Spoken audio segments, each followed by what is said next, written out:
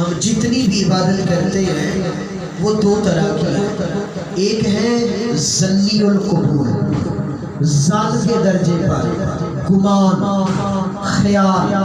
ظن کہتے ہیں گمان کو، خیال کو. ظنی القبول نیکی کی، اب خیال یہ ہے، گمان یہ ہے مرضی مولا کی قبول کرے یا رد کرے.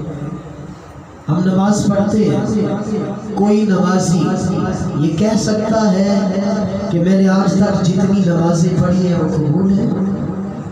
نہیں. ہم حج کرتے ہیں، کوئی حاجی یہ کہہ سکتا ہے کہ ہم نے حج کیا، حج قبول ہے؟ نہیں. زکوٰۃ دیتے ہیں، صدقہ و خیرات کرتے ہیں، ہم جتنی بھی نیکیاں کرتے ہیں یہ ساری کی ساری ظنی القبول ہے. نماز بہت بڑا عمل ہے، 700 مرتبہ قرآن میں حکم ہے، لیکن کوئی نمازی یہ نہیں کہہ سکتا کہ میری نمازیں قبول ہیں.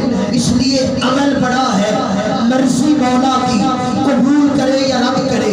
حج کا حکم دیا، اب مرضی مولا کی قبول کرے یا رد کرے. زکوٰۃ کا حکم دیا، مرضی مولا کی قبول کرے یا رد کرے. یہ عمل بہت بڑے ہیں لیکن ظن کے درجے پہ ہے. مالک کی مرضی ہے قبول کرے یا رد کرے. یہاں آستانے فیض نور پر حضرت غوث شاہ محمد غوث کے آستانے پر بیٹھ کر میرے مصطفیٰ کا میلاد سننے والوں سنو. دو عبادتیں ایسی ہیں جو قطعی قبول ہیں، جو قبولیت کے درجے پر ہے.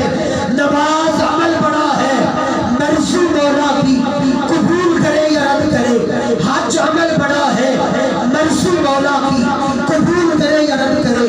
رب کعبہ کی قسم، دو عمل ایسے ہیں جو قبول ہی قبول ہے. ایک مصطفیٰ کا میلاد رد نہیں ہوتا، دوسرا مصطفیٰ کا درود رد نہیں ہوتا.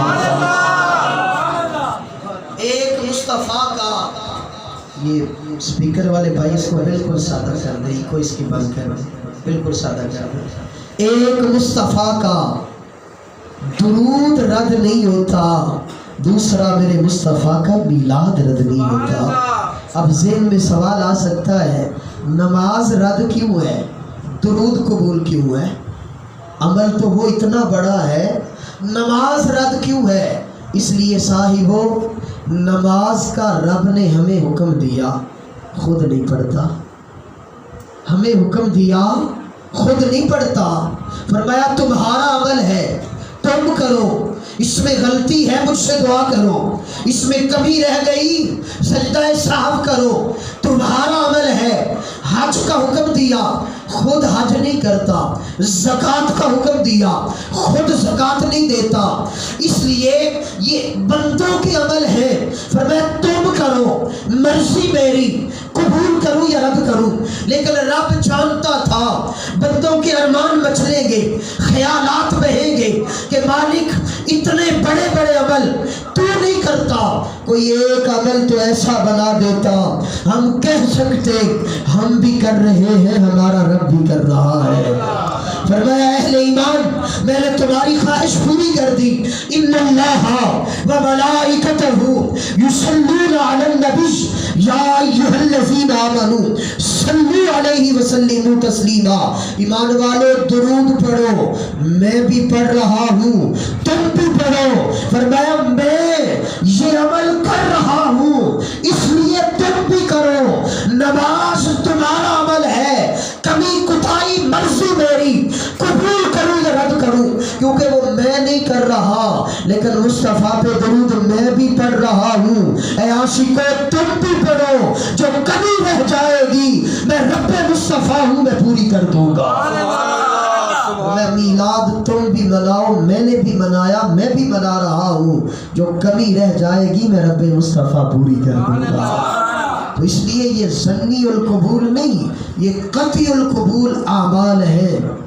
ان کی قبولیت میں شک ہی نہیں ہے. اور میں آپ کو ایک بہت بڑی بات، بڑی ذمہ داری سے، کیونکہ آستانہ ذمہ دار ہے، میں اس عظیم اللہ کے ولی کے قدموں میں بیٹھ کر یہ پوری ذمہ داری سے میں اس کا ذمہ دار ہوں، اس جملے کا جو بول کے جا رہا ہوں. رسول اللہ صلی اللہ علیہ وسلم کی آمد پر خوش ہونا یہ امت پر فرض ہے۔ رسول اللہ کی آمد کی دل میں خوشی کرنا کہ میرا نبی آ گیا، یہ فرض ہے۔ اس خوشی کا اظہار مستحب ہے۔ آپ اس کا اظہار محفل میں کریں، آپ اس کا اظہار لنگر بانٹ کے کریں، درود و سلام پڑھ کے کریں، آپ جس طرح سے بھی اظہار کریں، یہ اظہار کرنا مستحب ہے۔ دل میں خوش ہونا کہ میرا نبی آ گیا یہ فرض ہے، اور جس سے یہ فرض ساقط ہو گیا اس کا ایمان ہی رد ہو گیا۔ یہ ذمہ داری سے میں عرض کر کے جا رہا ہوں، اس کے اوپر میرے پاس دلائل موجود ہیں۔ اللہ تعالیٰ نے اس امت پر جو احسانات کیے، ہر بندے کے حقوق ہیں۔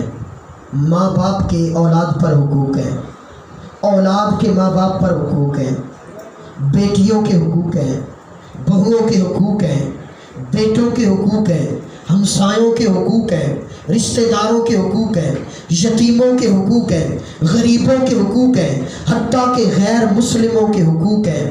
اچھا یہ بتاؤ، یہ سارے حق ان کو کس نے دیے؟ نبی مصطفیٰ نے، اسلام نے دیے نا۔ اچھا جس اسلام نے، جس زہرا کے بابا نے پوری کائنات کو حق دیے، کیا اس نبی کا امت کے اوپر کوئی حق نہیں ہے؟ جی ہے یا نہیں ہے؟ ہے۔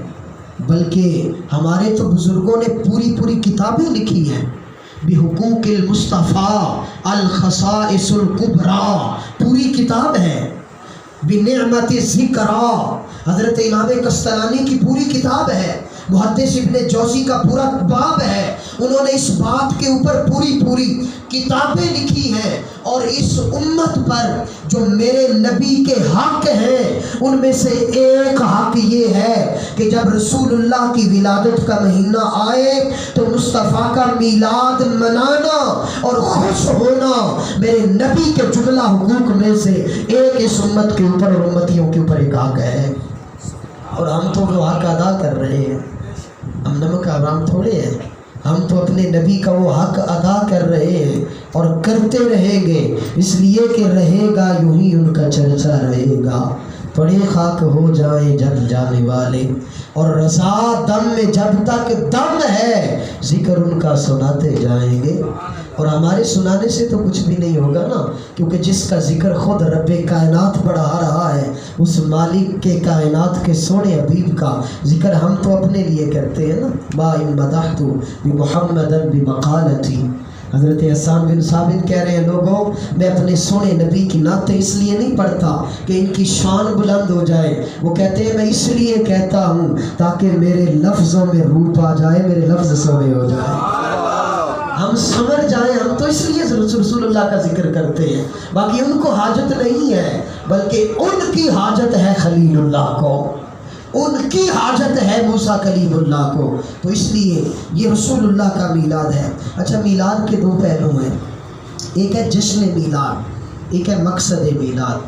اگر میں یہ بیان کروں نا کہ میرا نبی دنیا میں کیسے آیا تو اسے کہیں گے جشن میلاد، اور اگر میں یہ بیان کروں میرا نبی دنیا میں کیوں آیا تو اسے کہیں گے مقصد میلاد۔ صاحبوں جشن بھی مناؤ، میرے مصطفیٰ کا مقصد بھی اپناؤ۔